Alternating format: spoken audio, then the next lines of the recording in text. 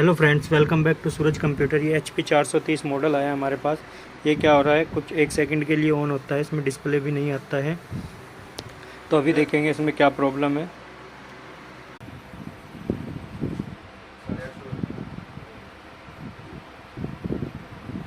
इसके सारे स्क्रू खोले हैं। अब उसके बाद ये कीबोर्ड पे लॉक होता है, वो खोलना होता है।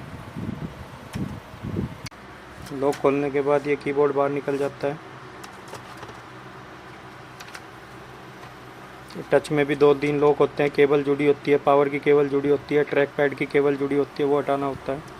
उसके बाद ये हमारा बोर्ड आ गया है। उसके बाद हम बोर्ड को बाहर निकालते हैं। बोर्ड को बाहर निकालने के बाद रिपेयर किया जाता है। उसमें क्या प्रॉब्लम है डायग्नोस करते हैं मीटर से और सप्लाई मशीन से। तो आप देखोगे सूरज कंप्यूटर्स पर ये सारे काम होते हैं।